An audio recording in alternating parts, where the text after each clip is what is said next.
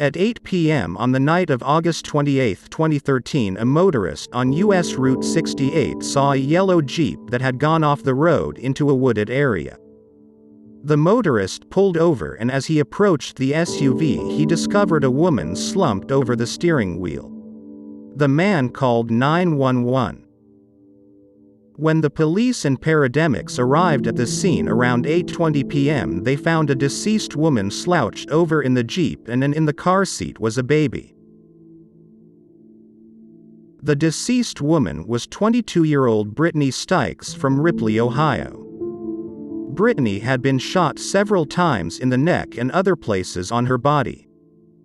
Brittany did not survive the gunshots, as one bullet had gone into her side, punctured her lungs, and she was dead at the scene. She was 17 weeks pregnant at the time of her murder.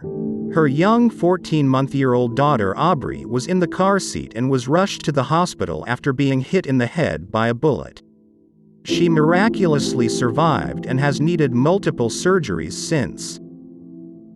Unreal, Terry. Thank you. Now to Brown County tonight, and the new developments in the case of a pregnant mother and her daughter shot while inside a car on Wednesday. Now, they were found along US 68. WLWT News host John London is leading the way on this case. He has some new information on what exactly happened. John? Yeah, and Cherie, family members tell us the one good spot today is that the little girl, 14-year-old Aubrey, is improved, doing a little better at Children's Hospital after a bullet to the head. Investigators say they are not sure if Brittany Stykes was shot during a chase or after her Jeep came to a stop, but they're asking for the public's help. They were out back on 68 on that road again today to take a look. The Sheriff's Crime Scene Unit along Route 68 this afternoon, a few hundred yards from where the shootings happened. Something had piqued their interest. They wouldn't say what. Today, the husband of 22-year-old Brittany Stykes told us she and the baby were on their way home at the time. She was on her way from my mother's home, according to Shane Stykes, who said he was at the gym working out. Brown County investigators say sometime between 7:30 and 8:05 Wednesday evening, someone along here shot the young pregnant mother. She was found slumped at the wheel in her yellow Jeep, shot more than once, her daughter with a bullet wound to the head still strapped in her car seat. The principal at the high school in Ripley, where Stykes graduated in '09, found out at the gas station when she overheard a conversation. Didn't know the two guys, but just asked them what was going on, and they told me. And it was just a total shock. It's been a total shock to this whole community. Susie Skinner watched Stykes grow up, was her 4-H advisor, taught her 6th grade science, and knows her family, the Dobsons. Here's what she said about Brittany and those 4-H days. You know, she was always the mother hen of all the little brothers and sisters she had at the time, and making sure they got their work done and their projects done. And that's how she was at school, too. She made sure other people felt warm and welcome here as well. Detectives are not saying how many bullet holes there are in the distinctive yellow Jeep, asking that anyone who saw it and might have information to contact them. As they search for evidence today, the woman's husband asked us not to show any pictures of the couple's 3 children, saying, "I don't know if the crime was intended for my wife or someone else, therefore I have to protect my family." And a few hours ago, Shane Stykes told us, "I just want anything you can do to help find who did this to my family." Brittany's parents, Dave and Mary Dobson, started the difficult task of making funeral arrangements today. Tonight at 6, we'll take a look at the help they're starting to receive along the way. In 2018, Shane Stykes mentioned Brittany had a confrontation earlier on in the day of her murder with someone in a white or silver minivan as she was on her way to Shane's mother's house. We continue with our exclusive Fox 19 Now investigation and our one-on-one conversation with Shane Stykes. He's the husband of Brittany Stykes, who was shot and killed behind the wheel of her Jeep in Brown County 5 years ago. Their toddler daughter was also shot in the head. Shane Stykes is talking only to investigative reporter Stefano Trantonio. Steph, what else did you learn after you were talking to him? Trisha, Rob, based on the damage to the Jeep, Stykes described to us how he believes Brittany was murdered. We also learned all the positive changes in his life now, including a new wife and new plans for that yellow Jeep.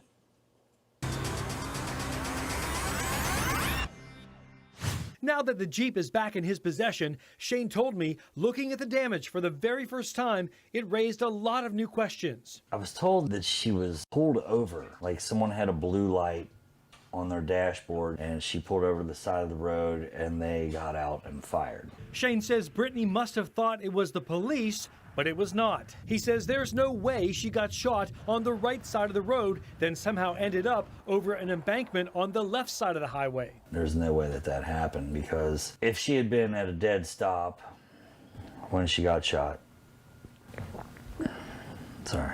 and her foot came off the clutch, she would have idled across the road, down the road, into the ditch, and hit that ditch at a very low rate of speed, which would have created no damage. He says the impact of the landing bent the front differential of the car into a U shape.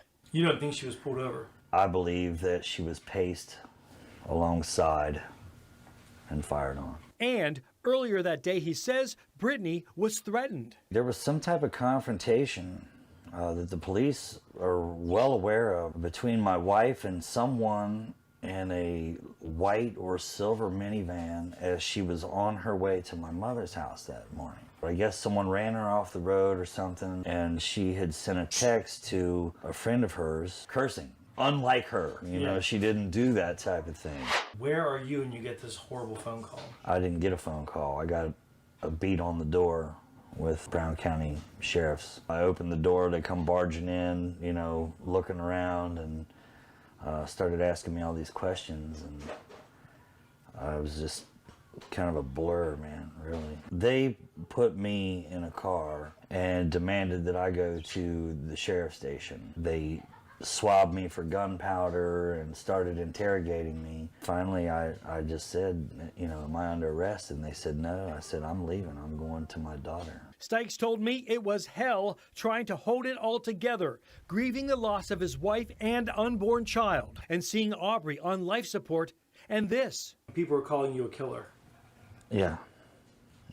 They all thought you did it? Yeah, quite a bit of people were pointing fingers at me. So I'll ask you flat out, did you shoot and kill your wife? Absolutely not. Because you've never been charged. No. The Brown County Sheriff's Office confirms Stykes has taken 2 lie detector tests. And you passed it?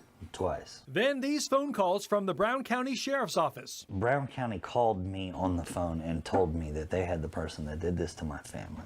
This is it. This is who did it, blah, blah, blah. Did you get, like, hopeful at one point? Yeah. I was very hopeful. I was curious to see who this guy was and what he had to do with me or Brittany. But that person of interest was not charged with her murder. Stykes called the sheriff's office. His response was, Mr. Stykes, we don't have to tell you anything, and hung up on me. He says calls that there's a lead come every year right before the anniversary of her death. They have a lead. Yeah, it's like they have this new lead. I think they just want the hype. I don't really... But it never amounts to anything. Never. Today, Stykes is remarried going on 2 years. They're one big blended family. Brady Bunch. The second time around for both of them. My first wife was amazing and my second wife's amazing. Jessica Stykes has heard all the horrible accusations about her husband. That's not the Shane you know. No, not at all. I heard so many stories. Man, I heard I was a meth cook. I heard I ran drugs for biker gangs. I heard I owed people money. They would drag me in there for the most ridiculous stories. I know rumors go around, but it's not the Shane that I know.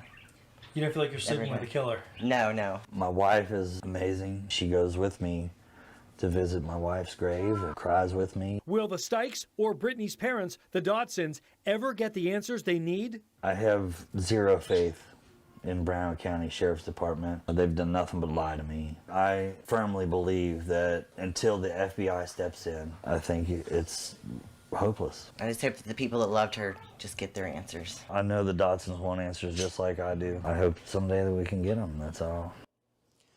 Now, just before that Jeep was released back to Shane Stykes, BCI photographed every inch of it and collected any evidence they felt was needed just in case they ever bring anyone to trial. Now, Shane told me he volunteered to give the bullet-ridden top and the windshield back to the sheriff, and Detective Chad Noble told me they'll take it. But once it leaves their chain of custody, it'll be up to a prosecutor to decide if it could still be used as evidence in court. Now, Noble says this is not a cold case. It's still very much an active homicide investigation. And we need to reiterate, Shane Stykes has never been charged with his wife's murder. Coming up at 11, the massive reward and what we've also just learned, how many people are on the suspect list and how many have been taken off. Tricia?